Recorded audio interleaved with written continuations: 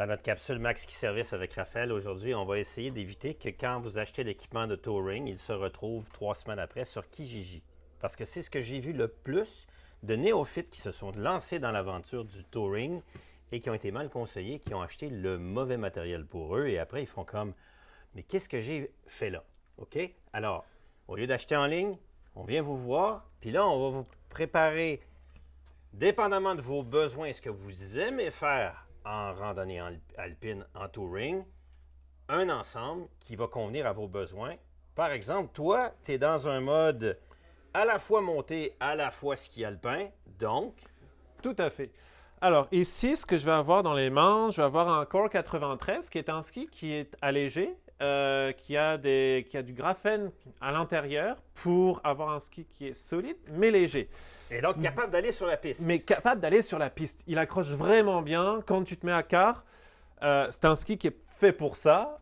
Et avec par exemple ce que tu as dans les mains, la fixation de marqueur qui est la Duke PT, c'est une fixation qui est hybride, c'est-à-dire qu'elle sert à la fois pour faire de la montée avec ses inserts à l'avant, puis avec le petit rajout que tu viens mettre sur la partie avant de la fixation, ça devient une vraie fixation de ski alpin. Avec laquelle on peut faire des sauts, aucun problème, on peut rouler en malade, il n'y aura pas de problème. Et ce que tu veux faire ressortir, c'est que les gens devraient faire un ensemble qui est conséquent, qui est compatible. C'est-à-dire que le ski ici, c'est un ski qui est fait pour aller sur la piste, la fixation est capable d'endurer des vibrations, des sauts, des obstacles, ce qui est dans les bosses, et que la chaussure, après, soit aussi dans la même lignée. Exactement. Il faut que l'ensemble soit cohérent. Il faut que la botte soit aussi solide que la fixation, qu'il soit aussi solide que le ski. Ici, par exemple, je vais avoir la Cochise, qui est la botte de Technica, qui est une botte hybride, à la fois pour le ski alpin et à la fois pour le ski de randonnée. C'est une botte qui est très, très solide, qui a été dessinée justement pour le monde qui ont besoin d'une botte polyvalente. Et quand on vous parle de non-sens, c'est que si par exemple quelqu'un aurait un Core et une Duke PT et va s'acheter une Scarpa F1 qui est faite pour la patrouille du Mont-Blanc ou faire Chamonix-Zermatt en 5 jours, là, ça ne fonctionne pas. Le ski va être mal exploité, la fixation va être trop rigide, la botte va être trop molle et il va dire « mais mes bottes ne sont pas du tout à la hauteur de mes attentes ». C'est pas que les bottes ne sont pas bonnes, elles sont mal choisies. Exactement.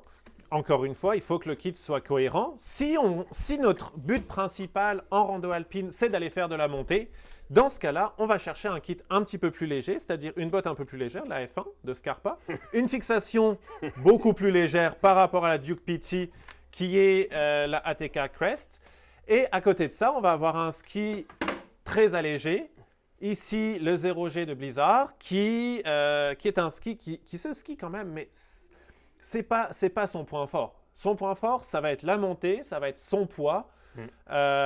Donc, c'est ça. Là, on va avoir un autre kit beaucoup plus cohérent pour quelqu'un qui cherche de la performance à la montée. Alors, là, on est à l'ultime montée, on est à l'ultime montée-descente, mais entre les deux, il y a toute une série de possibilités qui fait qu'on peut vraiment marier le ski, l'équipement avec vos besoins. Je vous donne un exemple.